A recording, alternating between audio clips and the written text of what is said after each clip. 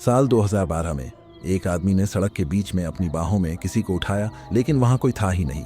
गोवा के एक बंद पड़े वाटर पार्क में एक 13 साल के लड़के का पीछा एक ऐसी औरत ने किया जो सालों पहले मर चुकी थी। और जयपुर में एक लड़की को रात 2 बजे उसकी माँ ने किचन में बुलाया, लेकिन उसकी माँ उस समय अपने कमरे से बाहर आई ही नहीं थी। ये कहानियां सिर्फ डरावनी नहीं है, ये उन लोगों के साथ सच में हुई हैं। और सबसे डरावनी बात, खतरा उन्हें दिखाई नहीं दे रहा था, लेकिन वो उनके बहुत करीब था। ये घटना उत्तर प्रदेश के कानपुर शहर की मानी जाती है और ये कहानी एक लड़की से जुड़ी है जिसे हम यहाँ नेहा नाम से जानेंगे। नेहा के परिवार में उसके मामा, जिनका नाम हम राजेश मान लेते हैं, बहुत ही मिलनसार और बातूनी इंसान थे। पूरे मोहल्ले में हर कोई उन्हें जानता था। उनका स्वभाव इतना अच्छा था कि वो अक्सर सड़क पर खड़े होकर भी लोगों से देर तक बातें करते रहते थे। एक रात करीब 12:30 बजे नेहा, उसकी मामी और उसके मामा तीनों अपने घर के बाहर सड़क के किनारे खड़े होकर सामान्य बातें कर रहे थे। सब कुछ बिल्कुल सामान्य था, लेकिन फिर अचानक कुछ ऐसा हुआ जिसकी किसी ने कल्पना भी नहीं की थी। बिना कुछ कहे, बिना किसी चेतावनी के, राजेश अचानक बहुत तेजी से सड़क के दूसरी तरफ भागने लगे। उनके चेहरे पर साफ डर और घबराहट दिखाई दे रही थी। नेहा और उसकी मामी समझ ही नहीं पाए कि आखिर हुआ क्या है। राजेश सड़क पार करके दूसरी तरफ पहुंचे और फिर वो अचानक नीचे झुके और अपने दोनों हाथ आगे बढ़ा दिए, जैसे वो किसी को उठाने की कोशिश कर रहे हों। लेकिन सबसे अजीब बात ये थी कि वहां कोई था ही नहीं। उनके हाथ ऐसे खुले हुए थे जैसे वो किसी इंसान को अपनी बाहों में पकड़े हुए हों। लेकिन नेहा और उसकी मामी को वहां कुछ भी दिखाई नहीं दे रहा था। सब कुछ इतनी तेजी से हुआ कि उन्हें समझने का मौका ही नहीं मिला। और फिर राजेश अचानक वापस उनकी तरफ दौड़ने लगे। अब भी उनके हाथ उसी तरह खुले हुए थे जैसे वो किसी को लेकर भाग रहे हों। और तभी अचानक एक तेज रफ्तार कार आई और सीधे राजेश से टकरा गई। टक्कर इतनी जोरदार थी कि वो सड़क पर दूर जाकर गिरे। उन्हें तुरंत अस्पताल ले जाया गया, लेकिन इस दुर्घटना के बाद वो कोमा में चले गए। और ये कोमा कुछ दिनों या महीनों का नहीं, बल्कि पूरे 3 साल तक चला। इन 3 सालों में परिवार के लोगों को सिर्फ एक ही उम्मीद थी कि शायद जब वो जागेंगे तो बताएंगे कि उस रात आखिर हुआ क्या था। और फिर 3 साल बाद जब राजेश को होश आया तो उन्होंने जो बताया उसने पूरे परिवार को अंदर तक हिला दिया। उन्होंने कहा कि उस रात उन्होंने सड़क के दूसरी तरफ एक बूढ़ी औरत को बैठे हुए देखा था। वो उसे तुरंत पहचान गए थे क्योंकि वो औरत पहले अक्सर उनके घर आया करती थी। वो इमली और बेर बेचने वाली एक बुजुर्ग महिला थी जो सालों पहले उनके घर आती थी। राजेश उससे बहुत करीब थे और उसे अपनी माँ जैसा सम्मान देते थे। लेकिन एक दिन अचानक उस औरत की सड़क दुर्घटना में मौत हो गई थी और उसके बाद वो कभी दिखाई नहीं दी।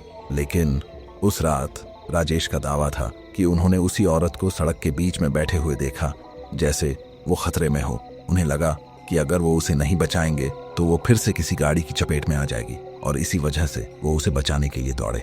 लेकिन सबसे बड़ा सवाल यही था कि अगर वो औरत सालों पहले मर चुकी थी तो उस रात राजेश ने आखिर देखा किसे था। इस घटना के बाद राजेश कभी पहले जैसे नहीं रहे। उनका व्यवहार बदल गया, उनकी मानसिक स्थिति कमजोर हो गई और वो अक्सर उसी औरत के बारे में बात करते रहते थे जैसे वो अभी भी उनके आसपास मौजूद हो। और शायद सबसे डरावनी बात ये थी कि उस रात नेहा और उसकी मामी को वहां कोई दिखाई नहीं दिया था, लेकिन राजेश के लिए वो औरत वास्तव में वहां थी और शायद वो उसे अपने साथ ले जाने आई थी।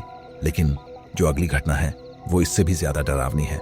ये घटना गोवा के एक पुराने वाटर पार्क की है, जहां एक 13 साल के लड़के के साथ कुछ ऐसा हुआ जिसे वो आज तक भूल नहीं पाया। जैसे ही उस लड़के ने उस औरत को देखा, उसका शरीर डर से जम गया था। लेकिन अगले ही पल उसने अपने पीछे से तेज कदमों की आवाज सुनी। वो आवाज गीले पैरों की तरह लग रही थी, ठप ठप ठप। और हर सेकंड के साथ वो आवाज उसके और करीब आती जा रही थी। अब उसे समझ आ चुका था कि वो औरत सिर्फ खड़ी नहीं थी, वो उसका पीछा कर रही थी। डर के मारे वो तुरंत मुड़ा और पूरी ताकत से भागने लगा। वो लड़का, जिसे हम यहाँ रोहित नाम से जानेंगे, उस समय सिर्फ 13 साल का था और अपने मामा के साथ गोवा के एक पुराने वाटर पार्क में काम कर रहा था। वो वहाँ छुट्टियों में कुछ एक्स्ट्रा पैसे कमाने के लिए आया था। लेकिन उस दिन जो हुआ उसने उसकी जिंदगी हमेशा के लिए बदल दी। रोहित जितनी तेज भाग सकता था भाग रहा था और उसके पीछे वो कदमों की आवाज और तेज होती जा रही थी। उसे ऐसा लग रहा था जैसे अगर वो रुका तो शायद वो कभी वापस नहीं जा पाएगा। किसी तरह वो अपने मामा के पास पहुंचा और डर के मारे रोने लगा। उसकी सांस तेज चल रही थी और वो बार बार यही कह रहा था कि एक सफेद कपड़ों में औरत उसका पीछा कर रही थी। ये सुनकर उसके मामा का चेहरा अचानक गंभीर हो गया। कुछ सेकंड तक उन्होंने कुछ नहीं कहा और फिर धीरे से बोले कि उन्हें ये बात पहले बता देनी चाहिए थी। उन्होंने बताया कि वो वाटर पार्क सालों से बंद पड़ा था और वहां एक बहुत दर्दनाक घटना हुई थी। कई साल पहले एक महिला अपने बच्चों के साथ वहां आई थी, लेकिन एक हादसे में उसके बच्चे पानी में डूब गए। वो उन्हें बचा नहीं पाई और इस सदमे को वो सहन नहीं कर पाई।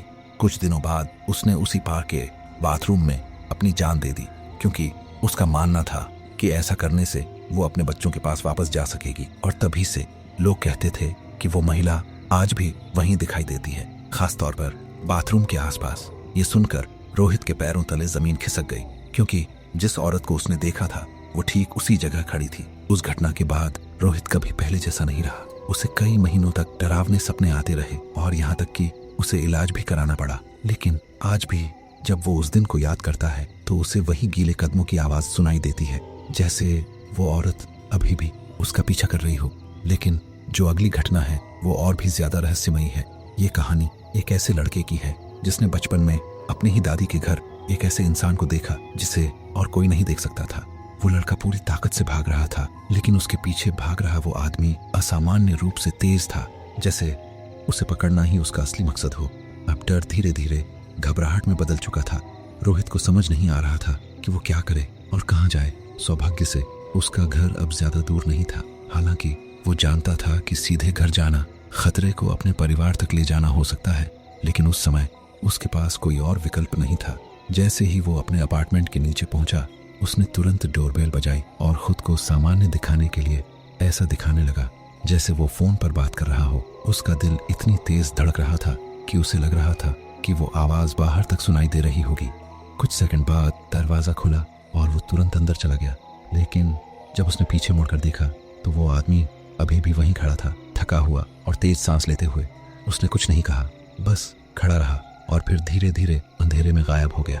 उस रात रोहित ने ये बात किसी को नहीं बताई, ना अपनी माँ को ना अपनी बहनों को, क्योंकि वो खुद समझ नहीं पा रहा था कि आखिर वो आदमी कौन था और उसका इरादा क्या था।